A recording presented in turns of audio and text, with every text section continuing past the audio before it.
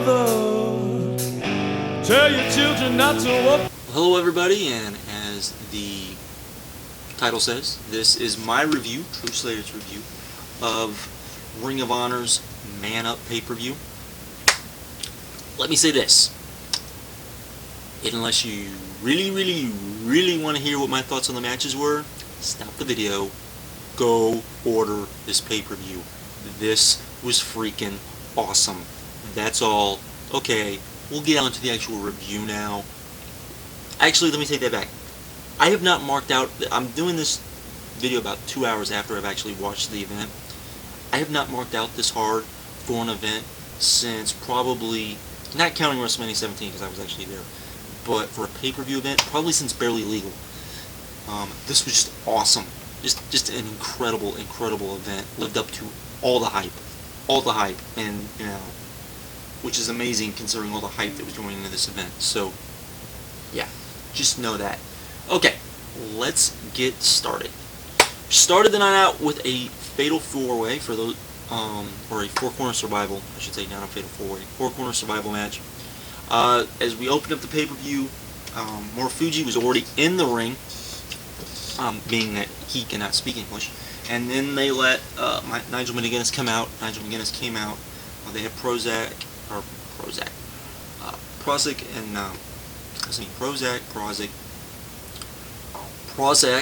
and Leonard sitting at the near ringside, and they interviewed each guy as he came down. So you had McGuinness. McGuinness came down and said, you know, he was going to use this match as a chance to, as a way to go for the ROH title. Then you had Claudio Castagnoli come down. He came down, said that he was in this match. He was going to use it, you know, to go after Chris Hero and the rest of Sweet and Sour Inc. Then Chris Hero and Sweet and Sour Inc. came down. Sweeney came, did his promo for him. Sweeney's great on this. Basically channeled once again Bobby the Brain Heenan, and which is not a bad thing at all, folks. And cut a really good promo. Then we got on the match. The match started off kind of slow, to be honest. Then it picked up, and once it picked up and it started going, it went. This was a fabulous opener. Definitely, I would give this 3.5 stars. I just stood there, just marking out for the last half of this match. I loved this. This was good. This is what an opener should be. Got the crowd into it. The crowd was going crazy. Another thing about this match, I would say, is that at the start, as Nigel's sitting there and he's doing his promo, and the pay-per-view starting, and a masked man jumps into the ring, or jumps in and starts screaming, "Age of the Fall, Age of the Fall, Age of the Fall, Age of the Fall," and they're like, "What's going on? What's going on? Cut to the opening, cut to the pay-per-view opening, cut to the pay-per-view opening." It was really done well, and I would be interested to see fans that are not real familiar with Ring of Honor who watched the pay-per-view what they thought of this segment, because I personally think it was a good way of kind of setting up what would happen later. Like I said, I would give this match 3.5 stars. I really liked it. Thought it was a lot of fun and a great opener. Then we went backstage, and Bryan Danielson was back there talking about his eye injury. He had this big, you know, pirate patch over his eye, talking about why he got it, how Morishima gave it to him, and how he was going to take Morishima on tonight for the title, which was very interesting. I think it really set the mood for the match and showed the importance of the match as well. Then we went back to the ring, and we had the No Remorse Corps versus the Resilience, taking in a best-of-3 series. Basically, you would have one wrestler taking on one of the other stables wrestlers in 3 matches, and the winner of the first team to win 2 falls would win the match. The first match was Rocky Romero versus Matt Cross. This was short, it was about 5 minutes, but this is the type of match when people say Ring of Honor couldn't do television and do what they do on television. This is the type of match I point to. This was 5 minutes, and this was as good as anything you will see on television. This was very good for a 5-minute match. Good 2.5 star match. Given this was a television match, people would be raving about it. I promise. This was really good. 2.5 stars, no question. Set up the next match where Austin Aries, who is the leader of the Resilience, wanted to take on the leader of Norris Corps, which is Roderick Strong. They have a feud going. They tricked Austin Aries into getting into the second match, and then Davey Richards was his opponent. This was a good match, in my opinion. They gave this about 13 minutes. A good 3-star match, nice spots. Really let Austin Aries shows what he can do in the ring. I'm a big Austin Aries fan, as well, a lot of people know, and got to show just why he is, who he is, and why Ring of Honor needed him. Why I was glad he went back to Ring of Honor. All tied up, basically, and then we went to Roderick Strong versus Eric Stevens. Eric Stevens, they played him up as this young up-and-comer, and this was his chance to show what he was made out of.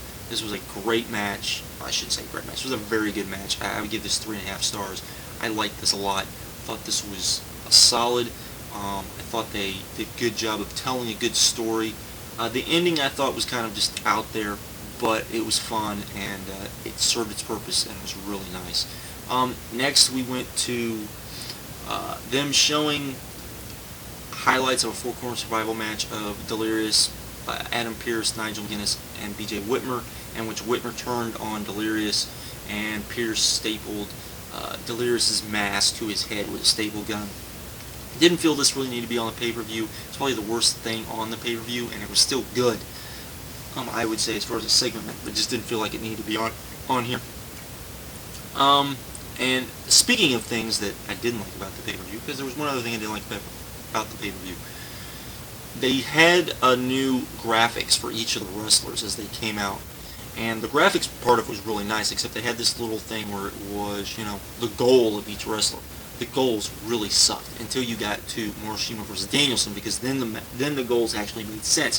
Before then it was stuff like, this is the guy that wants to make everybody tap out. This is a guy that, it was really kind of lame, to be honest. But the graphic was nice. The graphics were nice. But the little, what the goals weren't so good. And I really think that they had done something more along the lines of what Wrestling Society X did, where it explained their history. I think would have been a little better myself.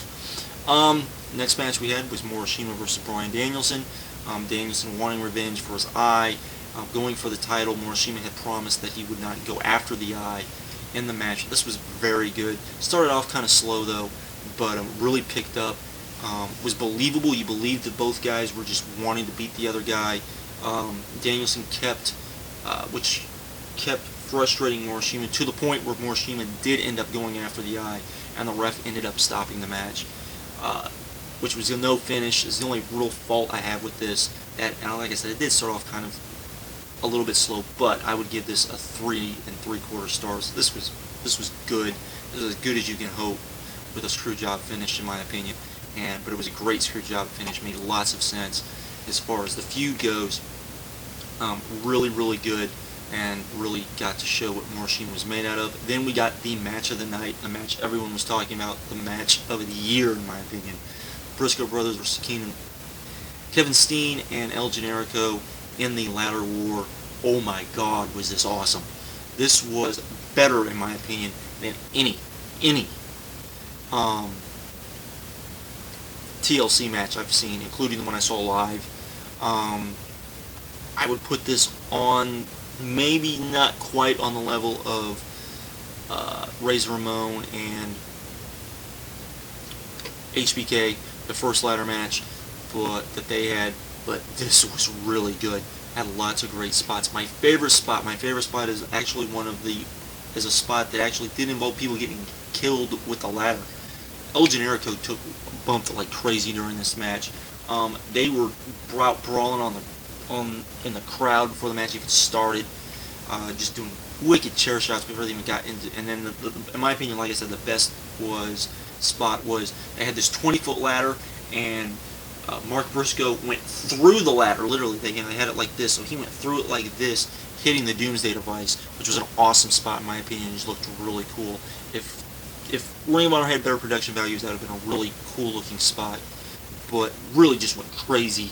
This match was crazy good. You have to see this match. That's all I'm going to say. And then they surprised everybody. Well, I kind of knew about it because I read some of the early reviews of this. They showed the Age of the Fall stuff, which came off really good in my opinion. Folks, this pay-per-view, you have to see it. This is 9.5 in my opinion. Great pay-per-view. Go watch it now.